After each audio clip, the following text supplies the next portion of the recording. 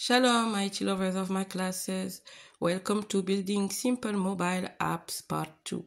Of course, you are invited to watch any of my previous IT tutorials.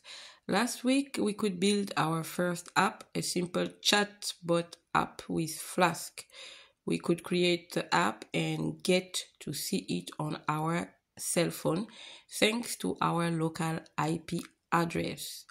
But that link is not shareable because it works only on our own browser and cell phone. Now we want to build our second app with Flask again because it's more beginner friendly compared to Django or Fast API.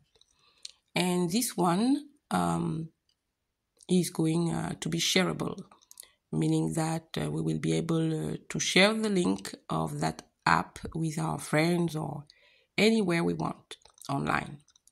Now our new app is going to be called Essential Oils app. This is the name of our folder containing two subfolders, one called template and one called static.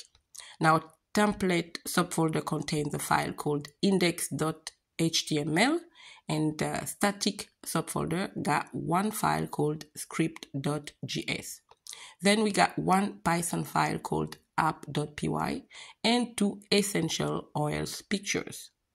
Now let's type all our codes on Programmit on one page and then get them on VS Code to run and see and deploy it and share it via our social pages like WhatsApp, etc. Thank God again, I'm about to tell you the same thing in German and French. Willkommen bei Building Simple Mobile Apps Part 2. Natürlich sind Sie eingeladen, sich meine früheren IT-Tutorials anzusehen. Letzte Woche könnten wir unsere erste App erstellen, eine einfache Chatbot-App mit Flask. Und dank unserer lokalen IP-Adresse konnten wir diesen App auf unserem Mobiltelefon sehen. Aber diesen App-Link kann nicht geteilt werden, da er nur in unserem eigenen Browser und Mobiltelefon funktioniert. Jetzt wollen wir unsere zweite App wieder mit Flask bauen. Flask ist anfängerfreundlicher im Vergleich zu Django oder Fast API. Und diesen zweiten App-Link werden wir auch teilen können mit unseren Freunden oder wo immer wir wollen online.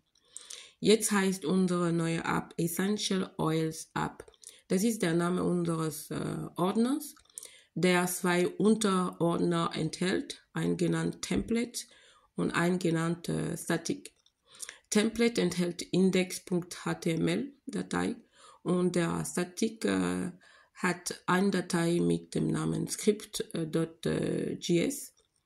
Dann haben wir auch eine Python-Datei mit dem Namen apps.py und zwei Bilder mit ätherischen Ölen. Auch in unsere Essential Oils App Ordner. Heute tippen wir nun alle unsere Codes auf Programmit auf einer Seite ein und dann bringen wir die alle auf VS Code, um sie auszuführen und bereitzustellen und über unsere sozialen Seiten wie WhatsApp und so weiter zu teilen.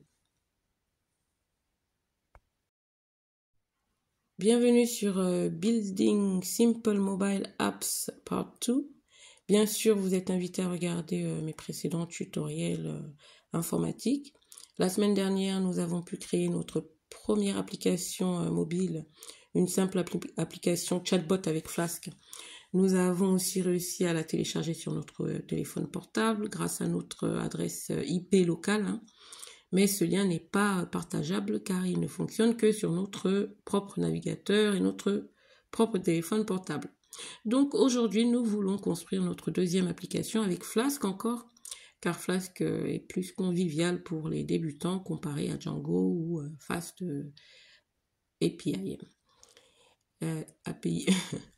Et celle-ci, donc notre seconde application sera partageable, ce qui signifie que nous pourrons la partager ou partager le lien donc avec nos amis ou sur n'importe quelle autre plateforme en ligne.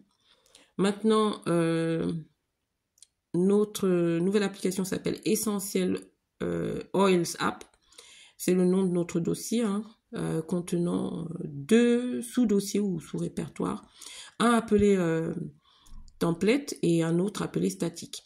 Celui qui s'appelle template contient le fichier appelé index.html et celui qui s'appelle statique contient le fichier appelé script.js. Ensuite, nous avons aussi un fichier Python appelé app.py et 2 photos d'huile essentielle dans ce dossier qui s'appelle Essential Oils.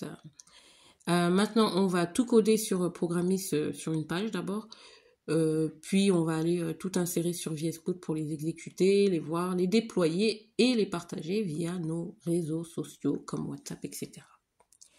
Let's do that.